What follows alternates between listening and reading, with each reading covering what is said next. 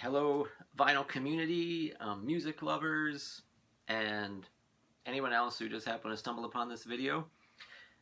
This is Tone in Grooves, and my name's Jeff, and what you're watching right now is actually my very first video to the vinyl community introduction of myself and kind of how I got into music and collecting records. I've been a bit of a lurker in the VC for probably at least a year, watching many of your videos and enjoying them immensely. Another fat bearded man talking about records, Cheap and Cheerful record collector, Andy's Vinyl Den, all great videos, many more that I just aren't coming to my mind right now, but been enjoying those and been considering making my own videos and finally doing it. So this is it. This is the first video. Just kind of want to, and I'm big on stories, so I enjoy hearing your stories, and thought this introductory video I'd kind of share my story, how I got into music in general, and what made me, or what turned me into a collector. So that's kind of where I'm going with this one.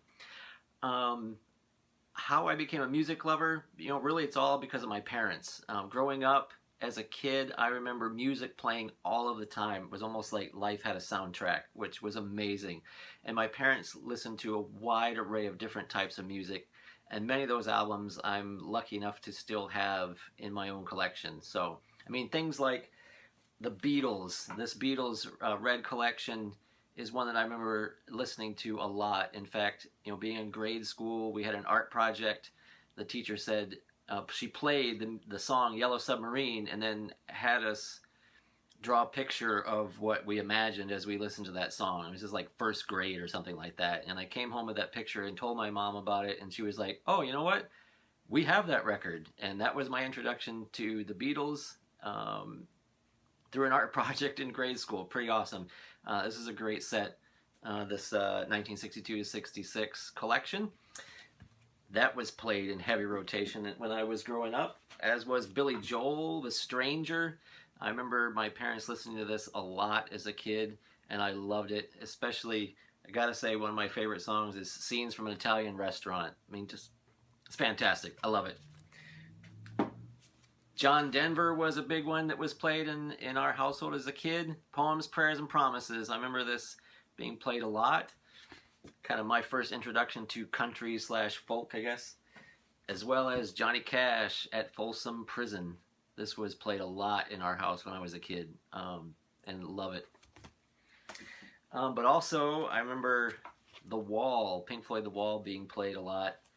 This was my first introduction to Pink Floyd, and I guess I would say instantly became a Pink Floyd fan. So, as well as classical, I remember my dad playing this particular box set of organ music. There's Bach on here, and Buxtehude, and a number of other composers' organ pieces. I hated this as a kid. I hated this. I actually remember burying my head in the pillows of the couch as my dad took over the stereo from me and played this record, bumping whatever else I was playing at the time, probably Billy Joel or Pat Benatar or something like that, and playing this, what I thought at the time was terrible organ music. I couldn't stand it. Now, as an adult, I love this. I absolutely love this, and I'm so thankful to have my dad's original organ box set in my own collection. So yeah, all different types of music were played in our household as a kid, and that's what I grew up with. And so we had a piano in our house, and my mom played piano. I took piano lessons as a kid. I was in band, played alto sax through grade school, junior high school band. So just music was a constant in our house and in my life growing up. So because of that, huge music lover. But what turned me into a collector? I would blame that on Prince. Prince turned me into a collector. The year was 1984. I was in junior high. Purple Rain, the movie, the record, the song, I mean, was all over the radio, and Prince was huge in that year. and Purple Rain was his big breakout, and I was quickly becoming a Prince fan. The first thing that I bought, first Prince record I ever bought, and this is the original, was Let's Go Crazy on a 45, and I played that and played that and played that, and then you know, listened to, of course, other songs on the radio, Purple Rain, When Doves Cry, and finally decided, you know, there's like more than 2 or 3 songs in that album that I really like, so I should get the album. So I did. Bought Purple Rain, the LP, and when I got the LP, I figured, well, I don't need the 45 anymore. I've got Let's Go Crazy on here, so why do I need the 45? Actually traded the 45 to a friend of mine who lived across the street, and was happy with the LP until I was reading a Prince biography and discovered that, oh, wait, Prince puts non-LP tracks on the B-sides of his 45s and 12-inch singles, and I just traded that one away. I just lost a Prince song, which was Erotic City, which is on the back of Let's Go Crazy, and suddenly I was like, oh, I gotta have that back. So I went and talked to my friend, and we worked out another trade so I could get my Let's Go Crazy single back, and from that point on, Prince had turned me into a collector, because then I was seeking out the 45s from, you know, of all the Purple Rain songs, because on the backs of those are non-LP tracks like 17 Days, which is on the back of When Doves Cry, God, which is on the back of Purple Rain. This is cool purple vinyl 45. And of course, as he, you know, went on to his next albums, I mean, there's always, you know, there's Raspberry Beret from the next album, Around the World in a Day, with She's Always in My Hair, and I mean, it just goes on and on and on. I mean, Prince was constantly putting out non-LP songs as B-sides on these 45s and 12-inch singles, and of course, the 12-inch singles had remixes, so different versions of the songs. So that, I mean, that just turned me into a collector. Get all the Prince songs and all the versions of Prince's songs, and, you know, just build that collection up. Eventually that led to, you know, because of course Purple Rain, you've got The Time, which is basically Prince, just using another band to play, you know, Prince songs. So buying those and then seeking out the records by The Time, as well as other Prince proteges like Vanity 6.